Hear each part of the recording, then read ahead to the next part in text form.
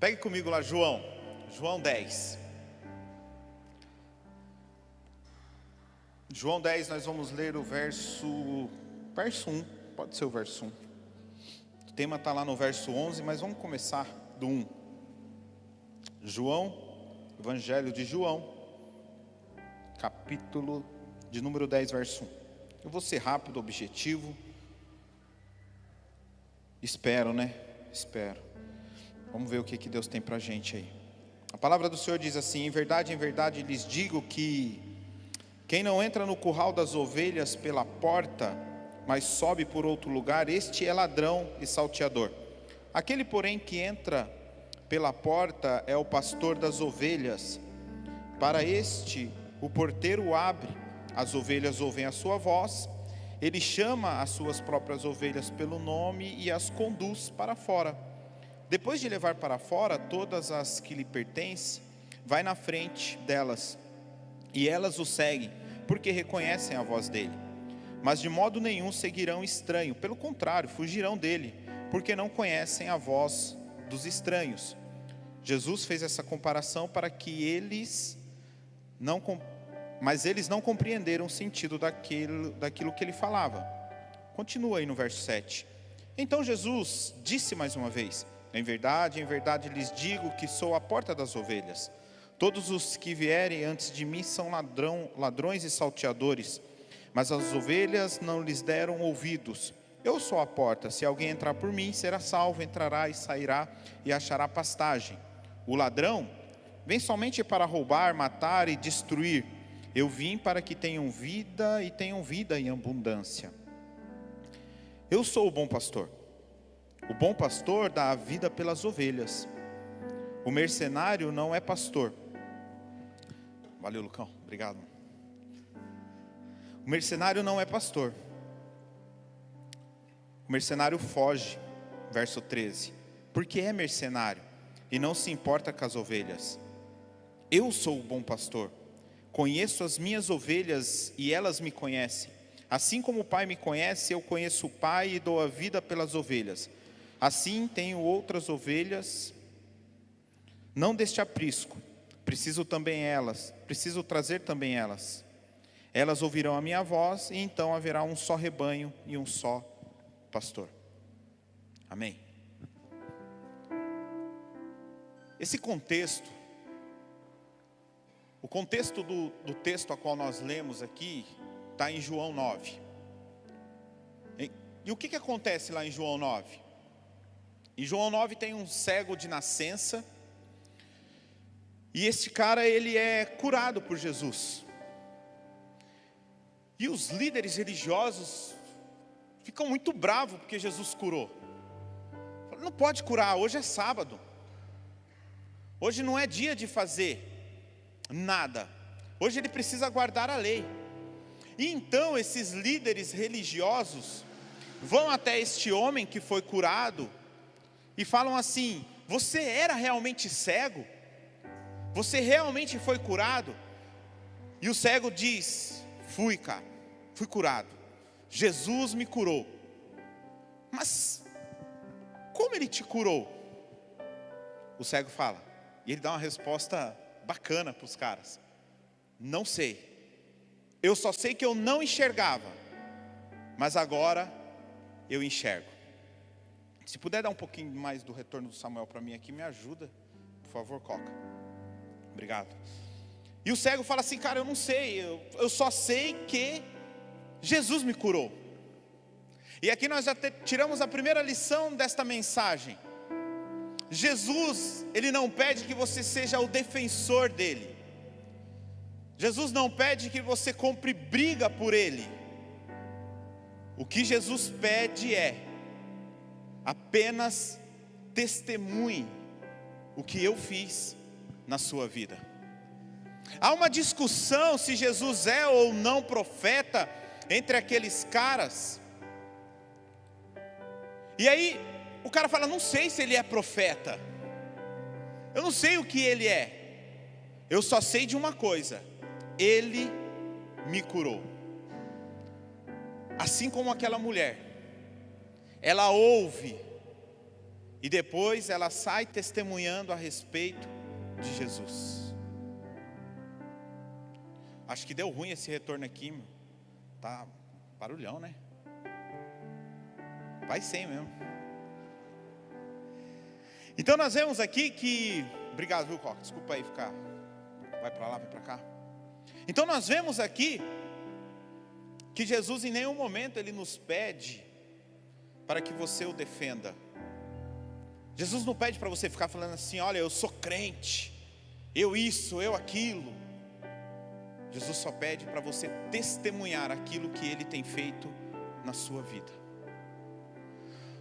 Aí rola toda essa cena, toda essa briga, e ela é mais extensa, viu, irmão? Chama o pai do cego, chama a mãe, e o pai do cego e a mãe do cego está com medo dos caras. Fala, não, fala direto com meu filho. E fica ali, é um furdunço aqui no capítulo 9 aqui. Os fariseus. E esses caras aqui, quando eles interrogam o cego, geram todo esse problemão.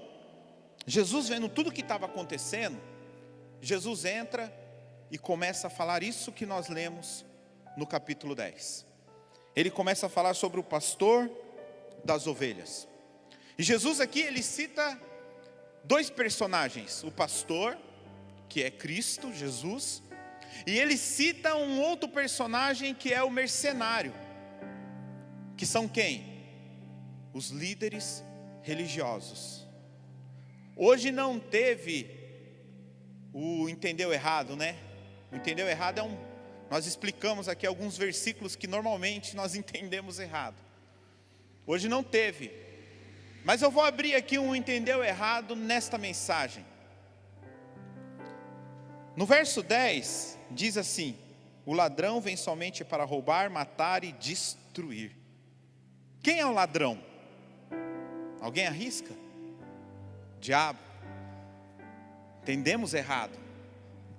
O texto e o contexto não está nem falando de diabo aqui, irmãos. Não teria por que Jesus jogar um assunto aleatório no meio disso tudo. Quem veio matar, roubar e destruir eram os religiosos. Era contra eles que Jesus estava falando aqui. Então fica aí o entendeu errado, depois a galera explica melhor aí. Então veja que Jesus aqui está tendo um confronto entre o evangelho, o verdadeiro evangelho, as boas novas, com a religião. Por quê? Porque há uma mentalidade religiosa, e pessoas ainda hoje caminham numa mentalidade religiosa, mas também há uma mentalidade do evangelho. Infelizmente, a minoria caminha na mentalidade do evangelho. E nós precisamos tomar cuidado, porque se nós relaxarmos, daqui a pouco nos tornamos religiosos. Precisamos tomar cuidado. Eu vejo muita gente batendo no peito com orgulho de dizer assim: eu sou da igreja da parede preta, eu sou da igreja que o pastor tem tatuagem, eu sou da igreja que a pastora é blogueira. E aí nós achamos que aqueles que usam ternos não são da igreja. Aí nós achamos que aqueles que não têm luz e a parede é branca e é um culto mais calmo, não é de Deus. E aí nós começamos a criar o quê? Uma nova religião. Precisamos tomar cuidado disso. Porque o que a religião mais prega é: somente nós seremos salvos. Se você quer ser salvo, você tem que vir para cá. Se você quer ser salvo, você tem que vir para a minha igreja. Muitas igrejas são conhecidas como seitas, porque elas pregam que somente através delas haverá salvação. E nós aprendemos que não há salvação na igreja. A igreja é a união dos santos. A igreja é onde nós nos encontramos e geramos uma comunhão. Aqui não salva ninguém. Quem salva é Cristo. Você pode vir em todos os cultos dessa igreja, mas se você não tiver Jesus, você não vai ser salvo. Entende? Então Então toma cuidado, porque se nós relaxarmos, nós começamos a nos tornar religiosos. Se puder, coloca para mim a primeira arte. A religiosidade é a forma que o homem buscou para encontrar a Deus. Mas o Evangelho, ele tem buscado o homem.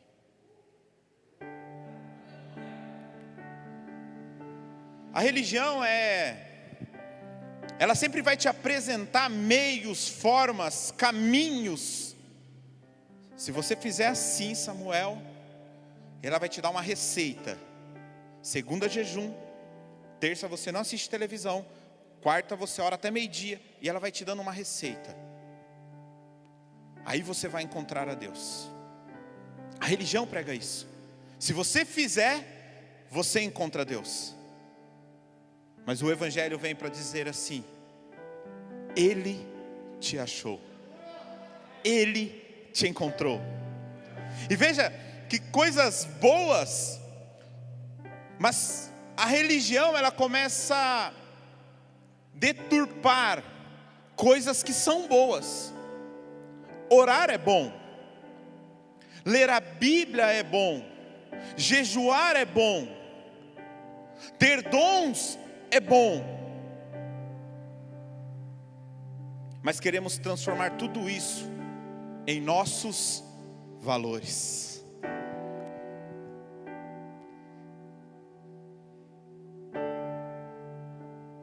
Quem já não viu aquele cara que pega o microfone e fala assim: a paz do Senhor, igreja, graça e paz, vamos orar?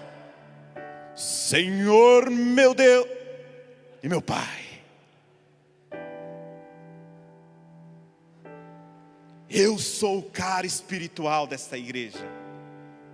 Veja que coisas boas nós queremos sobressair nelas para que possamos aparecer. Irmãos, quer ver meu coração fechar? É um pregador subir aqui, pegar o microfone e falar assim: eu jejuei para estar aqui. Pronto, meu coração fecha. Você não jejua para estar aqui, porque não há poder em você. Você jejua porque você quer ter um relacionamento com Deus. Você jejua porque você quer mortificar a sua carne. Você quer controlar os seus desejos. Irmão, se você não consegue controlar a sua boca, como é que você vai controlar o pecado? Então o jejum, ele vem, é uma forma de nos ensinar a termos controle em coisas que queremos. Engraçado que os discípulos não jejuavam, né? Eles pegaram um boi e os caras ficavam loucos, que falavam: seus discípulos não jejuam. Mérito pessoal, coisas boas que se transformam para nós mérito pessoal. Se achamos melhor do que aquele que não faz. Ah, você não ora? Lá no fundo já vem uma palavra: eu sou melhor do que ele, eu sou mais espiritual, eu sou mais crente. Jesus mostra nesse texto que não são os nossos méritos. Cara, você não tem mérito algum, nenhum. Não foi você que foi atrás de Jesus, não foi você que buscou a Jesus, não. Ele veio atrás de você, Ele veio te buscar. Quer ver um texto que fica muito legal para entendermos isso? Me ajuda aí, Fer. Ezequiel 34, o verso 1. Ezequiel 34, verso 1. A palavra do Senhor veio a mim dizendo: filho do homem, profetize contra os pastores de Israel. Profetize e diga-lhes: assim diz o Senhor Deus: ai dos pastores de Israel que apacentam a si mesmos. Será que os pastores não deveriam apacentar as ovelhas? Vocês comem da gordura, vestem-se da lã e matam as melhores ovelhas para comer, mas não apacentam o rebanho. Vocês não fortalecem as fracas, não curam as doentes, não enfaixaram as quebradas, não trouxeram de volta as desgarradas e não buscaram as perdidas, mas dominam sobre elas com força e tirania. Olha o que o profeta Ezequiel está profetizando sobre Israel. Olha o que o profeta está dizendo para a liderança, que usa do seu cargo para tirar proveito. Ontem eu falava na igreja do pastor Alexandre. Nós não estamos aqui para usurpar da noiva. Nós estamos aqui para remir a noiva. Esse é o nosso papel. Mas pessoas querem usurpar da noiva. Olha o que o profeta diz: ai dos pastores de Israel. Os caras não estavam fazendo o que era para fazer. Os caras não estavam indo atrás de quem deveria ir. Vamos continuar no profeta Ezequiel. Agora pula lá no verso 11, 34:11. Olha o que Deus continua dizendo: porque assim diz o Senhor Deus: eis que eu mesmo procurarei as minhas ovelhas e as buscarei, como um pastor busca o seu rebanho no dia em que encontra as ovelhas dispersas. Assim buscarei as minhas ovelhas, eu as livrarei de todos os lugares por onde foram espalhadas, nos dias de nuvens de densas trevas. Vou tirá-las do meio dos povos e as congregarei dos diversos países e atrarei de volta à sua terra. Vou apacentá-las nos montes de Israel, junto às correntes das águas e todos os lugares habitados da terra. Deixarei que as pastagens em bons pastos, e nos altos montes de Israel será a sua pastagem. Ali elas se deitarão em boa pastagem e terão pastos bons nos montes de Israel. Eu mesmo, o Senhor dizendo, apacentarei as minhas ovelhas e farei repousar, diz o Senhor Deus. Buscarei as perdidas, trarei de volta as desgarradas, enfaixarei as quebradas e curarei as doentes, mas destruirei as gordas e fortes. Eu apacentarei com justiça. Uau! Aqui Deus fala que Ele mesmo vai buscar e resgatar as ovelhas. Veja, Deus não está falando assim: eu vou enviar um novo pastor.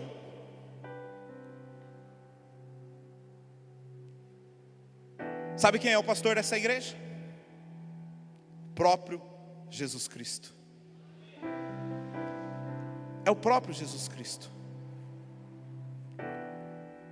Não há um novo pastor, não há um novo líder. Só há pessoas aqui cumprindo o seu papel. Mas quem é o cabeça é Cristo. Porque a palavra diz: eu não vou enviar um novo pastor, eu mesmo vou buscar. E cara, Jesus se coloca como o bom pastor. E esse termo bom deixa os caras malucos. Por quê? Porque quando Jesus fala assim: eu sou o bom pastor, os caras ficam loucos, porque só quem é bom é Deus, é Yahvé. Sabe aquela passagem onde o jovem rico vai até Cristo e fala assim: olha, bom mestre. E ele fala assim: bom? Só o Pai. Por que me chama de bom? E Jesus aqui está dizendo: eu sou o bom pastor, eu vim buscar vocês. Não há mérito em nós, irmãos, o mérito é todo dele. A religião, ela tem fórmulas humanas para se achegar a Deus.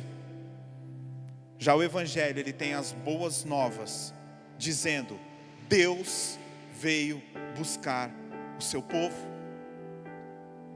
Então não adianta você vir com uma pergunta para mim. Muitos vêm e falam assim: o que eu devo fazer?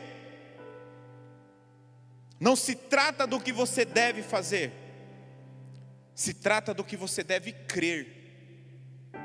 Tem muita gente querendo fazer, mas não acredita.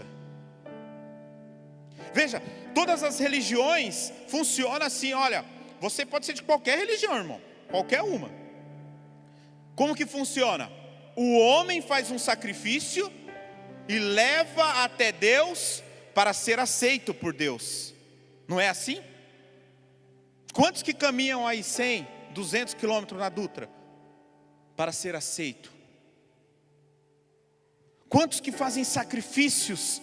Irmãos, deixa eu te falar, dentro das nossas igrejas evangélicas, existem pessoas fazendo sacrifícios, achando assim, olha, eu preciso fazer um sacrifício para ser aceito diante de Deus. Todas as religiões são assim, mas o Evangelho nos mostra que Deus leva o sacrifício para que nós possamos ser aceitos. É diferente, cara. É diferente de você fazer para ser aceito. Você não precisa fazer nada, Ele já fez tudo e foi há 2000 anos atrás. Ele fez tudo, a cruz é suficiente, não há um outro caminho.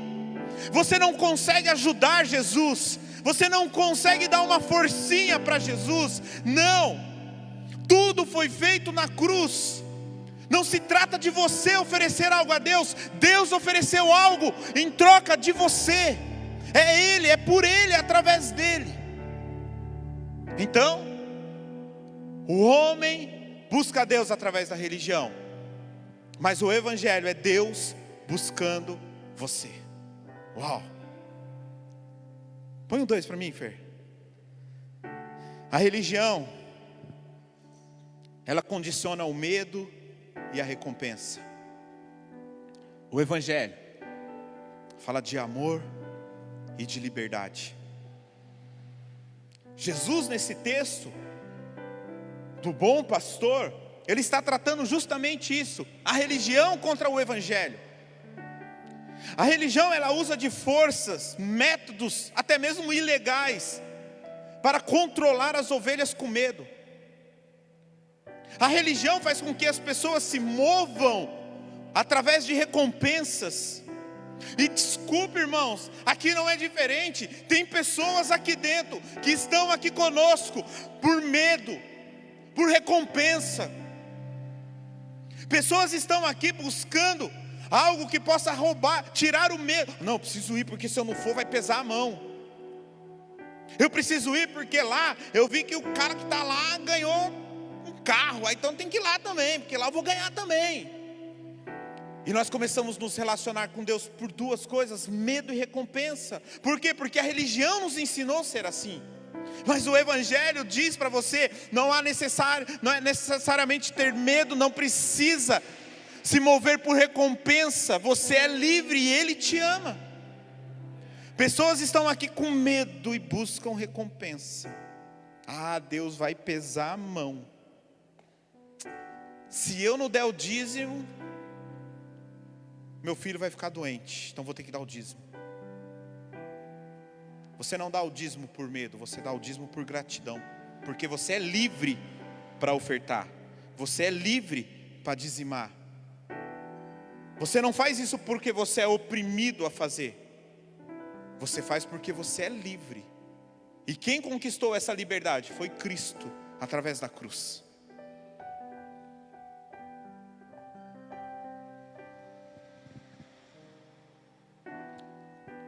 Você se relaciona com as pessoas por amor ou por medo?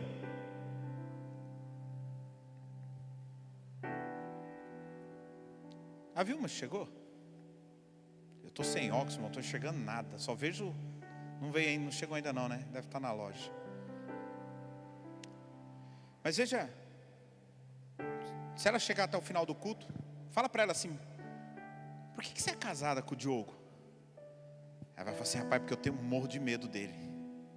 Nossa, que legal. Que casamento top.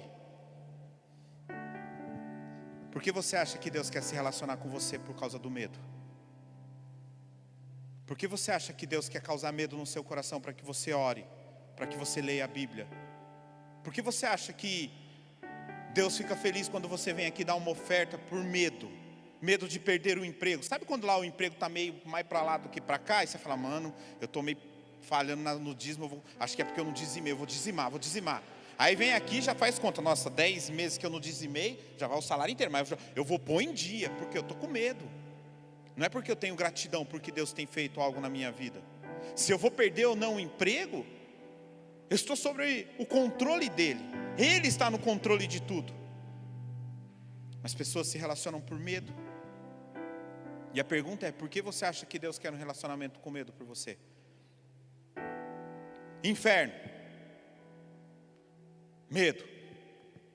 Isso não pode ser a motivação para você obedecer. Ah, tá bom então. Céu, recompensa. Isso também não pode ser a motivação para você obedecer. Nem castigo, nem prosperidade não são motivação para ninguém obedecer. Porque todos os métodos estão focados no eu. E se tem uma coisa que o evangelho é bom, irmão, é libertar você do seu pior inimigo, da sua pior escravidão. Sabe qual é? Você mesmo. O seu eu, o seu ego. A religião sempre enfatiza que o maior ídolo que podemos ter é você. Não vou nem falar o que acontece nas igrejas. Não tem tempo para isso. Mas tem igreja que mais se fala do pastor do que de Jesus. Tem igreja que os irmãos mais honram o pastor do que a Cristo. A pessoa que vive na religião se vangloria de si mesmo. Olha o quanto eu oro, olha o quanto eu leio a Bíblia, olha o quanto eu jejuo. Lá em Lucas 18, eu não tenho tempo, Jesus conta uma certa parábola do publicano e o fariseu. E como que o fariseu orava? Deus, graças te dou porque não sou como os demais homens, roubadores, injustos e adúlteros, nem ainda como este publicano. Jejuo 2 vezes por semana, dou o dízimo de tudo que ganho. Como é que o publicano orava? E o publicano de pé, longe, nem mesmo ousava levantar os olhos para os céus, mas batia no peito dizendo: ó Deus, tem pena de mim, porque eu sou pecador. Eu obedeço para não ir para o inferno. O foco é você, velho. Eu obedeço para ir para o céu. O foco também é você. Eu obedeço para não ir para o inferno, porque eu tenho medo de queimar lá. É você, o foco é você, velho. Eu obedeço porque eu quero ir para o céu. Eu tenho uma mansão lá no céu. Novamente o foco é você. Amar o Senhor sobre todas as coisas é a única forma de você não ser escravo de você mesmo. Ele consegue nos libertar. Ele nos deu a boa notícia. E o Evangelho nos traz a boa notícia, que somos livres, fomos libertos na cruz. Nenhuma condenação há para aqueles que estão em Cristo Jesus. Eu sou livre? Sim. Livre para viver para Jesus. Eu não obedeço para ir para o céu. Eu não obedeço para não ir para o inferno. Eu obedeço para agradar a Cristo Jesus e ser parecido com Ele. Eu obedeço porque eu sou grato pelo que Ele fez por mim. Veja, não é mais sobre eu, é sobre Ele.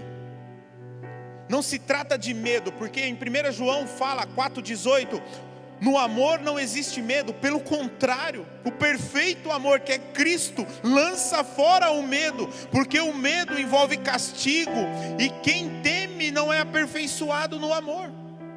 Irmãos, você não pode se relacionar com Deus com medo, ou esperando uma recompensa dEle. Nós precisamos nos relacionar por amor, e pela graça que foi derramada sobre as nossas vidas. E é sobre isso que Cristo está tratando nesse texto. É sobre a religião e o Evangelho. Põe o 3 para mim, Fer. A religião é baseada em desempenho. O Evangelho é baseado em relacionamento. Olha o que diz no verso 3 do texto que nós lemos de João 10. Para este o porteiro abre, as ovelhas ouvem a sua voz. Ele as chama para suas próprias ovelhas pelo nome e as conduz para fora. Antigamente, quando havia muitos pastores e naquela região era uma cultura ter ovelhas, cuidar de ovelhas, ser vaqueiro de ovelha. Não sei como é que chama quem cuida de quem tem ovelha, mas ser vaqueiro de ovelha. Naquela região, o que acontecia? Quando chegava de noite, eles vinham, tinha um aprisco, eles iam lá e eu tinha 100, aí eu ia lá, colocava a minha 100 ovelha lá e ia embora. O Douglas tinha 50, ele ia lá e colocava 50 dele. A Gabi tinha 200, a Gabi ia lá e colocava as 200, e todo mundo ia colocando as ovelhas lá. Aí chegava de manhã, irmãos, não tinha separação, estava tudo junto. Aí cada pastor chegava e as chamava, e elas ouviam o seu pastor, e elas todas misturadas ali, elas começavam a sair uma entre as outras, e ia se organizando ao som da voz do pastor. O porteiro abre, o pastor as chama. O evangelho, ele é relacionamento, porque relacionamento com Deus é o plano eterno que Ele tem a respeito de você. Ele sempre quis se relacionar com o homem. Mas a religião, ela fala, não, para você se relacionar com Deus, você tem que ter um bom desempenho. Você não pode pecar. Você não pode isso, você não pode aquilo, e vai, você não pode, você não pode, você não pode, você não pode. E deixa eu te dizer, irmão, isso é infernal. Sabe por quê? Porque você nunca vai achar que você desempenha bem. E você nunca vai desempenhar bem. Fica aí 5 minutos sem pecar. Duvido. Não obedecemos para ser aceito. Obedecemos para agradar a Deus. A Cissa, minha filha, ela pode tirar 0, ela pode tirar 10.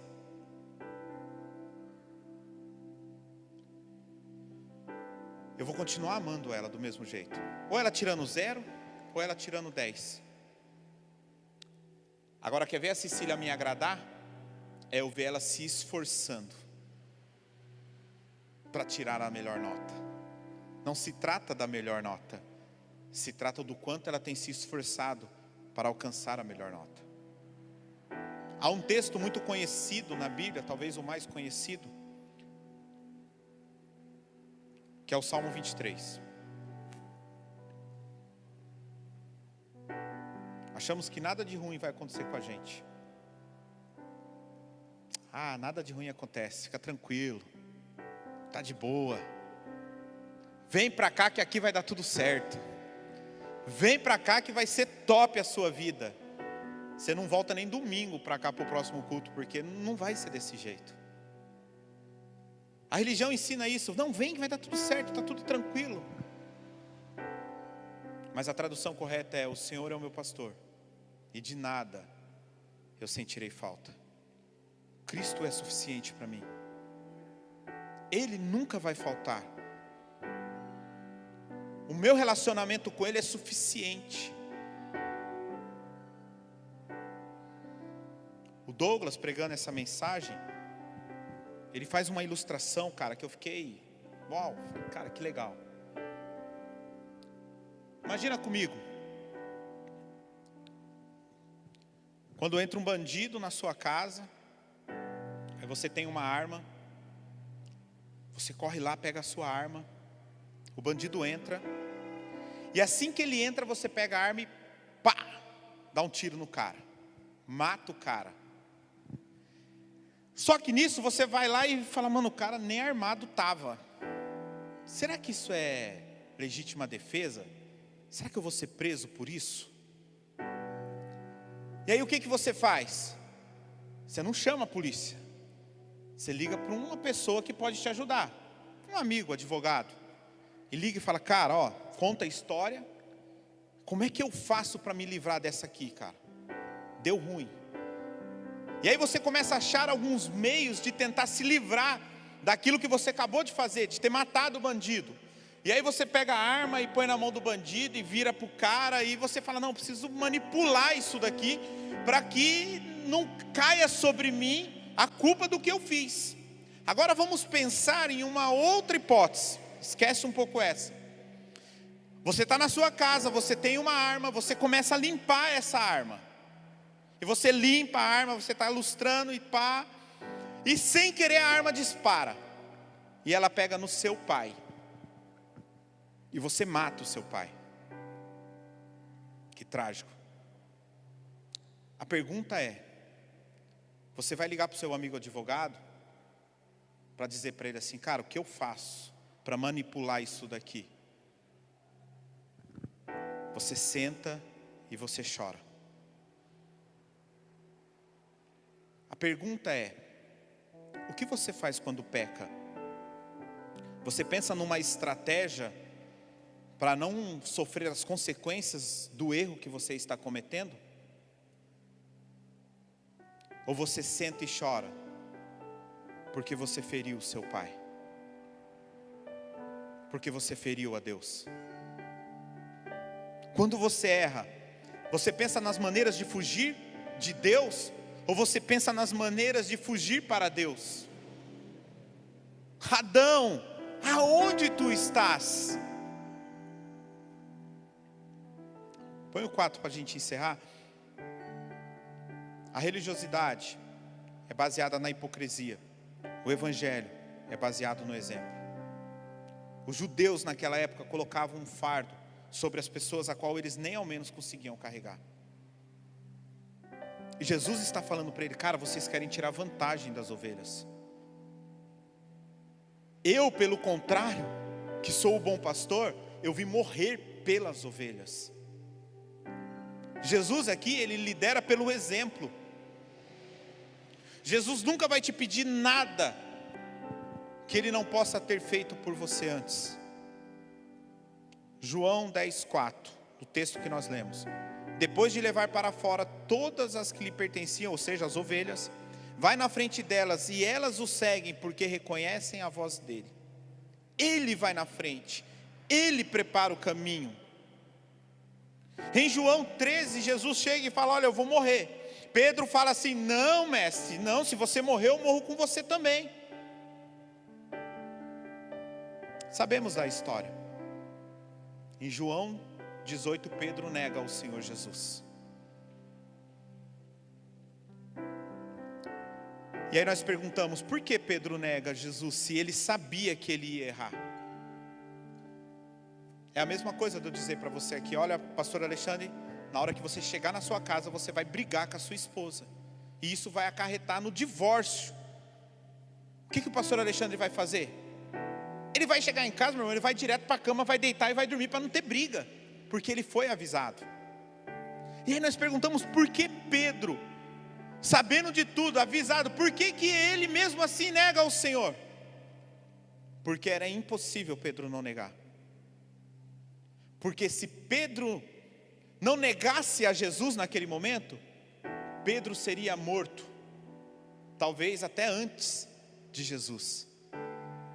E ninguém morre por Jesus antes que ele tivesse morrido por nós. É impossível, cara. É impossível você querer fazer algo que Cristo não fez por você. Você pode pensar o que você quiser, Ele já fez isso por você. Jesus nunca vai te pedir nada do que Ele não tenha feito. Jesus vai falar para você: ame o seu inimigo. Por quê? Porque Ele te amou quando ainda éramos inimigos. Jesus vai dizer assim, ó: perdoa o seu próximo. Por quê? Porque Ele nos perdoou. Jesus vai dizer assim, ó: cuida dos perdidos. Por quê? Porque Ele tem cuidado de você quando você estava perdido, te dando caminho, te dando direcionamento. Jesus vai dizer: não desista de ninguém. Por quê? Porque Ele nunca desistiu de você. Ele nunca vai te pedir nada do que Ele não tenha feito para você, por você. Há pessoas machucadas com a religião, há pessoas machucadas com a religiosidade, pessoas que vivem na religiosidade, pessoas que a maioria, já falei aqui hoje, a maioria caminham nesse âmbito religioso. E por que todos não vivem o Evangelho? Por que todo mundo não vem viver o Evangelho? Porque tem duas coisas que o Evangelho nos pede, e são duas coisas que nós amamos de coração, em alguns casos até adoramos. Duas coisas que o nosso coração não quer abrir mão, que é o controle e o mérito. Se você vier para cá, para o Evangelho, você precisa confessar que você não tem mérito algum. Você se torna uma ovelha. Eu não sei nada, eu não fiz nada, eu não posso nada. O mérito é todo dele. Talvez se nós iniciássemos aqui perguntando, já fizemos essa brincadeira quando criança, né? Que animal você quer ser? Todo mundo já fez essa brincadeira. E teriam vários animais aqui fortes. Eu gosto muito do leão. E nós queremos ser esses animais fortes, porque sendo um animal forte, nós tomamos as nossas decisões. Nós estamos no controle, nós estamos no centro. É Cristo desaparece e nós aparecemos. Ninguém teria coragem de dizer assim: eu quero ser uma ovelha. Qual é a grande habilidade da ovelha? Seguir o pastor. O bom pastor está te convidando para abrir mão do seu controle, dos seus méritos.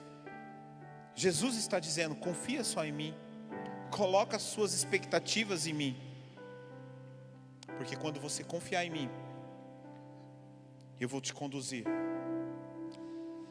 a verdes pastos, porque eu sou o bom pastor. Entrega o controle para mim. Desapareça para que eu cresça. Porque se você me seguir, eu te conduzirei a águas cristalinas, águas puras. Volto a dizer, a religião, ela vai te dar o controle. Assim como aqueles caras controlavam as ovelhas, assim como aqueles caras se aproveitavam das ovelhas. Você não precisa ir longe para ver pessoas assim hoje em dia. Liga a televisão, você vai ver pessoas assim, se aproveitando das ovelhas. Nós como igreja, nós fomos chamados para remir a noiva e não usurpar dela. Esse é o nosso papel como igreja. É por isso que essas portas estão abertas. Nós não estamos preocupados com quanto você ganha. Eu não estou preocupado com a sua escolaridade, com o seu trabalho, isso não me preocupa. A minha maior preocupação aqui, e a de Jesus, é como está o seu coração. É isso que o Senhor te pede essa noite, o seu coração. E aí, tem coragem de ser a ovelha? Mé, bé, sei lá. Só não faz mu, né? E aí, tem coragem de seguir o bom pastor? Porque ele vai nos conduzir. E ele veio buscar as ovelhas perdidas. Fica de pé aí.